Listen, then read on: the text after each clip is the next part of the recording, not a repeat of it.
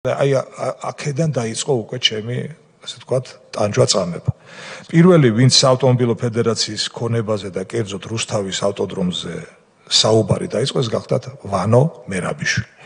მან ერთ-ერთი შეჯიბრის დროს მე ტელეფონი მომაწოდეს, შენთან უნდა დალაპარაკებაო და როგორც თვითონ მითხრა, ის იყო ამერიკაში და მითხრა, რომ უნდა შეხვედრილიყავით ამ ავტოდრომის თაობაზე.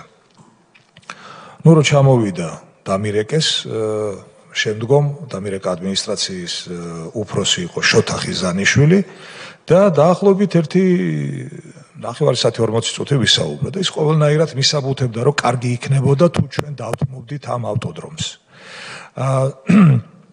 სხვათა შორის ამ შეხვედრას წინ უძღოდა მაშინდელი გუბერნატორის ზურა მელიქიშვილთან შეხვედრა, რომელმაც მე წამიყვანა და იცით რუსთავის ფუნიკული ორსაძახიან. აი იმ იქნებ გადავცვალოთ ეს ადგილები. მე არ ვიცოდი რას აპირებდნენ. ნუ როგორც მოგვიანებით გავიგე, იქ თურმე კეთდებოდა ავტობაზრობა, რომელსაც აქეთ ამხარეს აგერ არის ესე იგი თუ არ ვცდები გიორგი უდესიანია გზის მარცხენა მხარეს თბილისიდან რომ მიდიოდა და ხელმარჯვნივ. ახლა არ ფიგურირებს, მაგრამ ძალიან ხშირად ნახულობდნენ ამ ავტოდრომის შენებლობაზე, რომელიც შემდგომ გაიყიდა და ამ ავტობაზრობის შენებლობაზე ხშირად მოდიოდა ბატონი ვანო მერაბიშვილი. მოკლედ მე აუხსენი მერაბიშვილს, რომ იცი ის რა ქვიან ვანო მერაბიშვილი ეცადა რომ იცი რა პარასკევს და შაბათ-კვირასო მთლიანათო და პარასკევს საღამოს 5 საათის მერე გაქვთო უფლება უფასოდ ისარგებლოთ. ნუ მე დაუსაბუთე რომ ესე ორი დღით ამ ინფრასტრუქტურის გადმოცემა ხომ და ჩემ თვალწინ შოთა ხიზანიშვილის დაავალა სასწრაფო დაებეჭდა ერთგვარი თამასუკი თქვენ რომ მოგაწოდეთ მანდ არის ხიზანიშვილის მიერ აი ჩვენ თვალწინ აკრიფა რომ ჩვენ გვეძლეოდა უფლება ეს დიცულოვანი ნაბიჯი გადმოდგა. ნუ მოკლედ მე ჩემი აზრით შევძელი რომ დამესაბუთებინა რომ ეს ცუდი იდეა იყო. წამოვედი იქედან, ამის შემდეგ მე მქონდა შეხვედრა უკვე დამირეკა გია გალდავა, ეს იყო სპორტის დეპარტამენტის თავმჯდომარის მოადგილე და მითხრა რომ მე მიბარებდა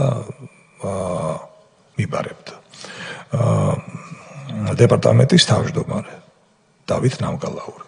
ნუ მე რა თქმა უნდა დავთანხმდი, მივედი ამ შეხვედრაზე. იქ დამხვდა თვითონ გია იყო, დეპარტამენტის თავმჯდომარე იყო, თამას შაფათავა, დავით ჭედლიშვილი, ჩემი მოადგილე და თქვენი მონამორჩილი და ერთი ახალგაზრდა ბიჭი. და ეს ახალგაზრდა ბიჭი შესავალში მითხრეს, რომ კარგი იქნება თუ მე გადავდგები საავტომობილო ფედერაციის პრეზიდენტობიდან, ვიქნები ახლა დანიშნული თუ არჩეული ფედერაციის პრეზიდენტის მოადგილე, თუ კი გადავცემთ ამ ავტოდრომს უკვე სახელმწიფოს და მე ინვესტიციას განვახორციელებ და ნუ მოკლედ ასე შემდეგ.